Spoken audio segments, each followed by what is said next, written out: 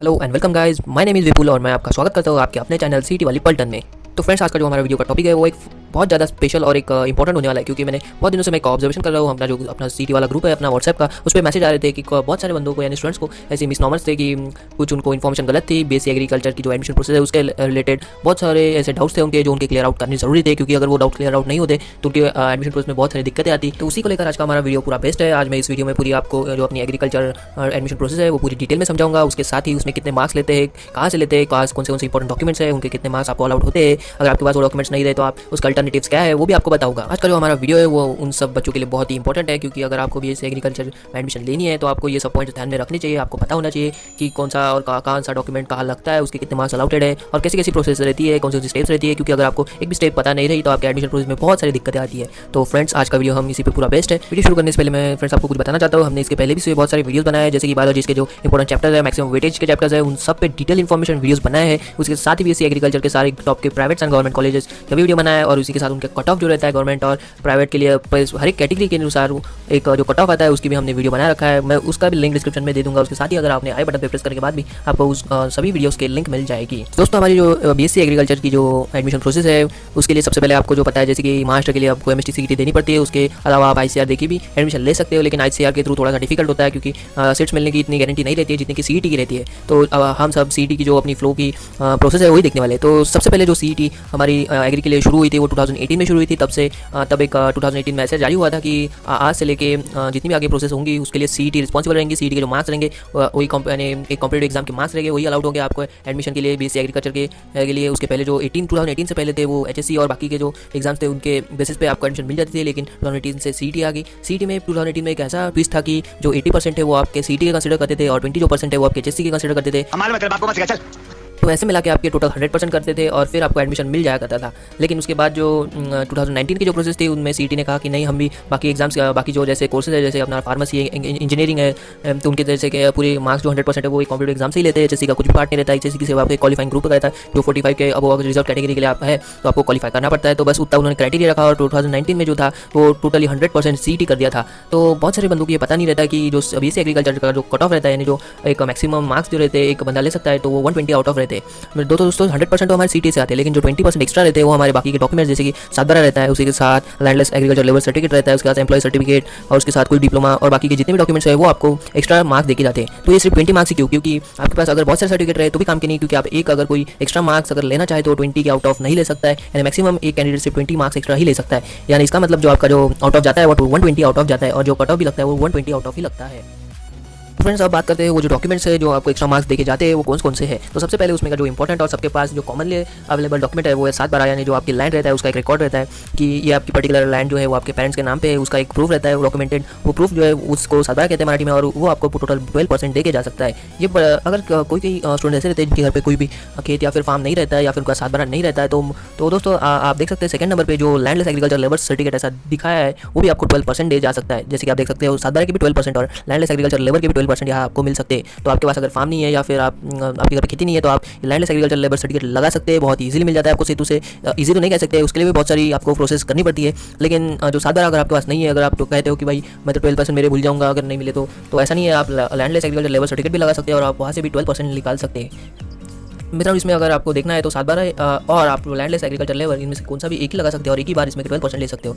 इसके बाद अगर आप नीचे और स्क्रॉल किए तो आपको एनसीसी बी और सी सर्टिफिकेट के 2%, उसके बाद एनएसएस सर्टिफिकेट फॉर 240 आवर्स के लिए भी 2%। उसके बाद जो 7th डॉक्यूमेंट है वो एम्प्लॉय सर्टिफिकेट, जिसमें अगर आपके फादर या फिर मदर आपके एमसीआर के लिए काम करते हैं या फिर कोई एग्रीकल्चर यूनिवर्सिटी के लिए काम करते हैं तो आपको वहाँ पे भी एक एम्प्लॉय सर्टिफिकेट देकर आपको 3% एक्स्ट्रा अलाउड हो सकते हैं। इसके बाद अगर आपने certificate of debate allegation of state level competition issued by concern authority, उसके भी 2% मिलते हैं। लेकिन मैं आपको सजेस्ट करूँगा कि ये जो इसमें इस झंझट में ना पड़े, क्योंकि जो इंपॉर्टेंट डॉक्यूमेंट्स है उन्हीं के % लेके आप सिर्फ खुश रहे, क्योंकि अगर आपने एक्स्ट्रा मार्क्स की चाहत में कुछ भी लगा दिया तो और आगे जाके बहुत सारी प्रॉब्लम्स आती है और बहुत सारे जनों की एडमिशन भी कैंसिल होती है इन सब स्टूपिड डॉक्यूमेंट्स की वजह से, अगर आपने कुछ इनवैलिड डॉक्यूमेंट्स लगा दिया तो। उसके बाद स्पोर्ट्स सर्टिफिकेट यहाँ पे डिस्ट्रिक्ट नेशनल और इंटरनेशनल डिस्ट्रिक्ट ऐसा लिखा है। और मैं आपको दोस्तों बता सकता हूँ जो स्पोर्ट्स सर्टिफिकेट है वो आपको 11th और 12th के या फिर इन्हीं के आसपास के ईयर्स के चाहिए। यानी आप ऐसा कहोगे कि मैंने कब बचपन में खेला था उसके लगाऊंगा, तो ऐसा नहीं होता है। इसके बाद जो हमारा इंपॉर्टेंट और है जो आपको पूरे 10 मार्क्स देके जा सकता है वो certificate of diploma in agriculture science. अगर आपका 11th और 12th में में क्रॉप साइंस सब्जेक्ट है तो उसका भी एक सर्टिफिकेट आता है, और वो लगा कि आप 10% एक्स्ट्रा ले सकते हैं। तो ऐसे ही जो कुछ डॉक्यूमेंट्स है वो आपको एक्स्ट्रा मार्क्स देके जाते हैं। और आप ऐसा देख ही सकते हो, नीचे हमने सबसे एक लिखा है मैक्सिमम वेटेज पॉइंट, यहाँ पे 20 लिखा है। This means that no one candidate can gain maximum that 20 marks. अगर आपके पास ये सभी डॉक्यूमेंट है तभी भी आप 20 के अब नहीं जा सकते। तो दोस्तों अब हम बात करते हैं हमारी जो एडमिशन प्रोसेस है वो कैसा रहती है, पूरा फ्लो क्या रहता है उसका, कितने राउंड्स रहते हैं, कितने उसमें कैप राउंड रहते हैं, कितने कितने टाइम इंटरवल्स के बाद रहते हैं, कितने मेरिट लिस्ट लगती है, क्या क्या ग्रीवेंस लिस्ट होती है, उसके साथ कितने स्पॉट राउंड होते हैं, स्पॉट राउंड क्या है, उसकी सब इन्फॉर्मेशन आपको मिलेगी। अगर आपको स्पॉट राउंड के बदल कुछ पता नहीं है, फिर उसके बारे में कुछ पता नहीं है कि स्पॉट राउंड क्या है, कैसा है, किसको बोलते हैं, तो उसकी भी लिए हमने एक स्पेशल वीडियो बना था। उसकी भी मैं लिंक जो है वो डिस्क्रिप्शन में दे दूँगा, या फिर आई बटन पर क्लिक करने के बाद आपको उसकी भी लिंक मिल जाएगी। दोस्तों हम जैसे कि आप स्क्रीन पर देख सकते हो, हमारे पास एक ब्रोशर है, प्रोस्पेक्टस है, जिसे हम 2018 का बेस एग्रीकल्चर का है। आप बोलोगे 2019 का क्यों अवेलेबल नहीं था क्या? मेरे पास है, लेकिन वो शायद बहुत सारे डॉक्यूमेंट्स के बीच कहीं खो गया है, तो इसलिए हमारे पास 2018 का अभी हाथ में है, तो इसी का देख लेते हैं। तो आप देख सकते हो इसमें बहुत कुछ है, पूरा टोटल 58 पेजेस का इसमें सारी इन्फॉर्मेशन दी है। ये देखिए पूरे 4 यूनिवर्सिटीज़ है, उनके बीच में कितनी डिस्ट्रिक्ट्स है, कितने कितने कौन से कॉलेज है, वो भी आता है आगे। उसके साथ ही आप देख सकते हैं यहाँ पे कौन सी डिग्री के लिए कौन सा ग्रुप अवेलेबल चाहिए, या फिर आपको कौन सा ग्रुप क्लियर चाहिए, ये भी दिखाया गया है यहाँ पे। जैसे कि आप एग्रीकल्चर भी है, हॉर्टिकल्चर भी है, फॉरेस्ट्री भी है, एग्रीकल्चर इंजीनियरिंग भी है, फूड टेक्नोलॉजी भी है, कम्युनिटी साइंस भी है, बायोटेक्नोलॉजी भी है। तो दोस्तों और नीचे करने के बाद आपको देख सकते हैं यहाँ पे सब गवर्नमेंट कॉलेजेस, उनके कॉलेज कोड, उसके साथ हॉस्टल फैसिलिटी है या नहीं, और उसकी इंटेक कैपेसिटी, उनके फ़ोन नंबर यहाँ पे सब दिया हुआ है। हमें अभी इससे कुछ नहीं लेना था क्योंकि हमने इसके ऊपर वीडियो पहले ही बना चुके हैं। इसमें थोड़ा फीस स्ट्रक्चर भी थोड़ा दिया है, वो भी आप देख लेना।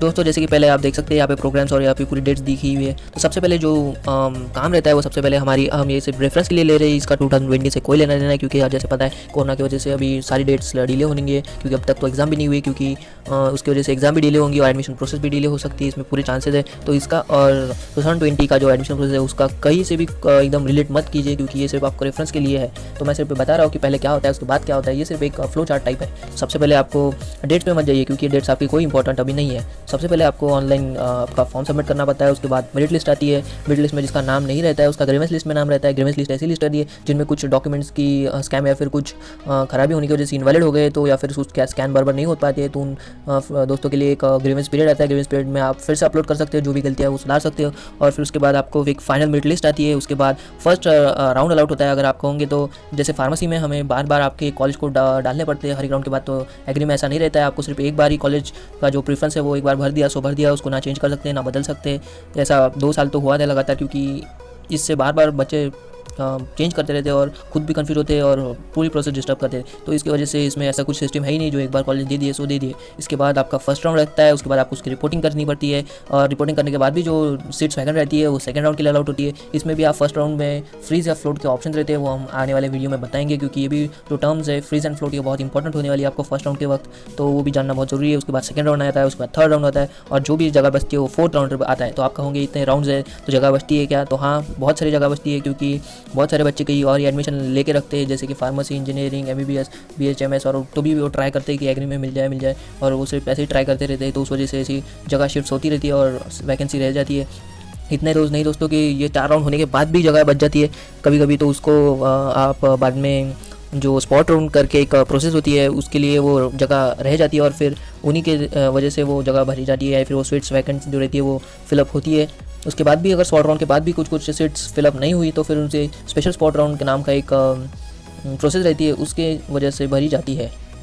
थोड़ा सा नीचे स्क्रॉल करने के बाद दोस्तों आपको दिखी जाएंगे यहाँ पे कुछ सर्टिफिकेट्स है। थोड़ा सा आप इस वीडियो को पॉज कर लेना और देख लेना यहाँ पे कौन से इंपॉर्टेंट डॉक्यूमेंट्स है जो आपको लगने वाले। मैं धीरे धीरे स्क्रॉल करके आपको दिखाता हूँ। इनको पढ़ के तो नहीं दिख सकता क्योंकि बहुत सारे सर्टिफिकेट्स है और डॉक्यूमेंट्स है, जो आप एक बार पॉज करके देख लेना, या फिर मैं इनका स्क्रीनशॉट अपने डिस्क्रिप्शन में दे दूँगा।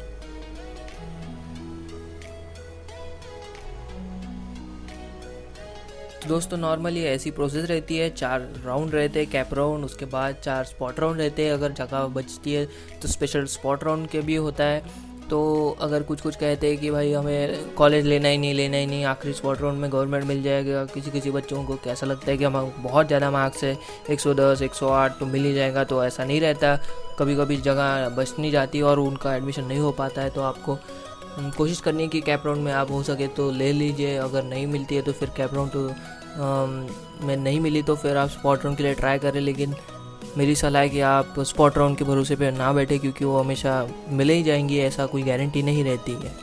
दोस्तों मैं फिर से आपको एक रिमाइंडर देता हूँ कि ये जो प्रोसेस थी ये सारी 2018-19 की जो थी उससे रिलेटेड मैंने बताई है। इस साल जैसे आपको पता है कोरोना की वजह से बहुत कुछ बिगड़ गया है, पूरी सिस्टम हिल गई है, पूरे डेट्स की बैंड बजी पड़ी है। तो इस साल भी क्या होगा तो हमें कुछ पता नहीं, ऐसी ही प्रोसेस रहेंगी।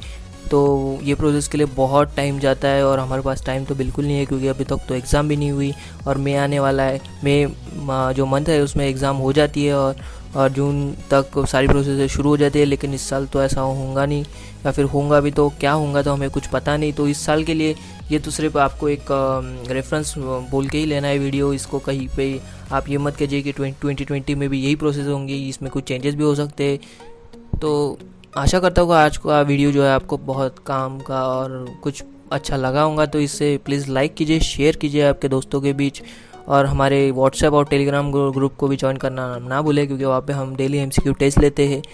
और इसी के साथ हमारे जो पुराने वीडियो है वो भी शेयर और लाइक कीजिए। इसी के साथ हमारे पुराने वीडियोस भी आप ज़रूर देखिए, क्योंकि उनमें भी बहुत सारी इन्फॉर्मेशन है जो आपके बहुत काम आने वाली है। तो आशा करता हूँ कि आज का वीडियो आपको ज़रूर अच्छा लगा होगा। दोस्तों इसे लाइक कीजिए, शेयर कीजिए और हमारे चैनल को सब्सक्राइब करना मत भूलिए। Thank you.